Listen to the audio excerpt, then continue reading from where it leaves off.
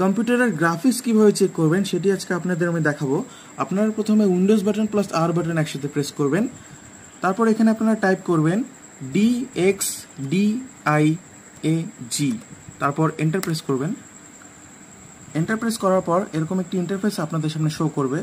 তো আপনারা ডিসপ্লেতে চলে যাবেন।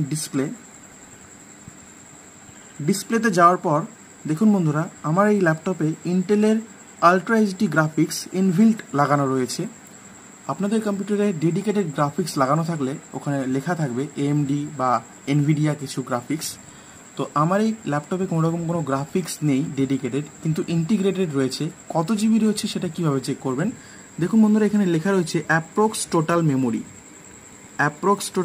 4093 MB। 4093 MB মানে 4 GB।